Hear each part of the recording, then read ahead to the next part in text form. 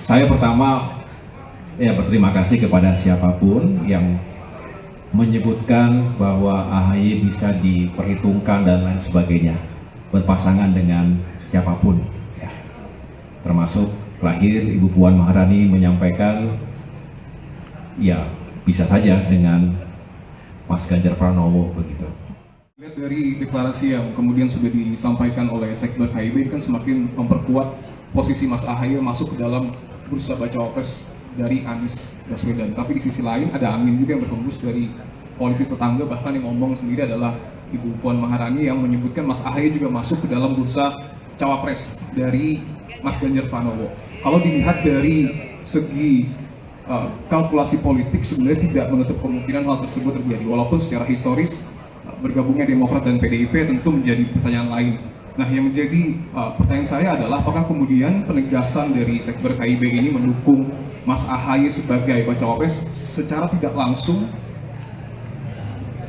dalam tanda kutip gitu ya, menolak rayuan dari Puan Maharani untuk kemudian Mas AHY menjadi bacawa pres dari Mas Ganjar Pranowo. Itu pertanyaan saya yang pertama. Kemudian yang kedua, Mas AHY tadi beberapa kali menegaskan bahwa koalisi persatuan untuk perubahan untuk persatuan ini merupakan koalisi yang solid, tetapi ada beberapa kalimat, silahkan koreksi kalau saya salah, ada beberapa kalimat yang mengesankan bahwa dalam penentuan nama bacawa pres ini ketiga partai dalam tanda kutip terkesan berjalan sendiri-sendiri. Bahkan dalam beberapa hari terakhir juga Partai Demokrat seakan mendesak untuk kemudian Pak Anies menentukan bacawa presnya, tapi di sisi lain partai-partai lainnya menyebut ya nanti saja tidak berpengaruh terhadap elektabilitas. Kemudian ketika nantinya Mas Anies ini tetap mengulur untuk mengumumkan nama bacawa presnya, apakah ada evaluasi khusus dan seperti apa bentuk evaluasi yang kemudian akan dilakukan oleh Partai Demokrat?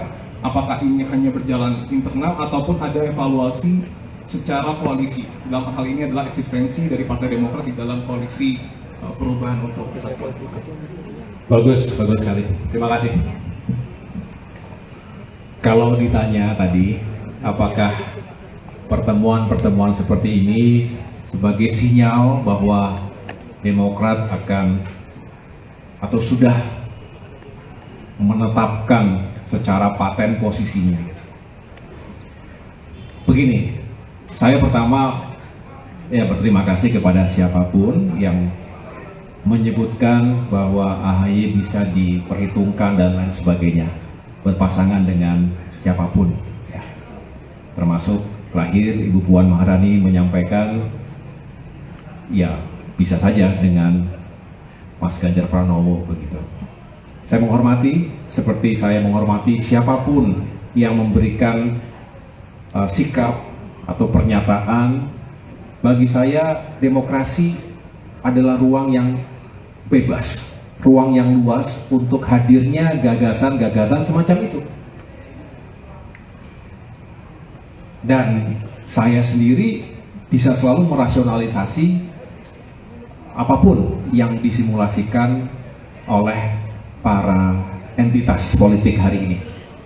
Nah, sama kami juga terus membangun komunikasi dengan siapapun, dengan partai-partai politik manapun, bertemu dengan para tokoh, bertemu dengan pimpinan-pimpinan yang kami anggap juga bagus kalau selalu terbuka ruang komunikasi. Politik Indonesia memang harus cair. Kita bukan politik pembelahan sebetulnya. Bukan hanya ada dua partai utama seperti layaknya Amerika Serikat. Itu saja mereka selalu membuka komunikasi antara Republicans dengan Demokrat di Amerika misalnya. Nah, kita ini multi-party system. Jadi harus terus membangun komunikasi dengan cair, fleksibel, tapi kami memilih juga tetap menjunjung tinggi etika, nilai, dan juga prinsip-prinsip dalam berkomunikasi politik. Itulah mengapa, selain tentunya menyampaikan apresiasi tadi, kami juga terus memantapkan rancang bangun dari koalisi perubahan ini.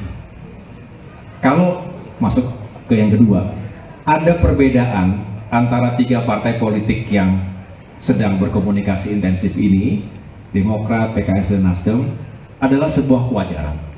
Malah agak aneh jika 3 partai, 3 entitas yang berdaulat dengan konstituen masing-masing, dengan agenda dan juga tujuan yang bisa dikatakan punya keunikan masing-masing, terus semuanya seragam tanpa ada proses dialog, debat, gontok-gontokan apapun istilahnya begitu ya.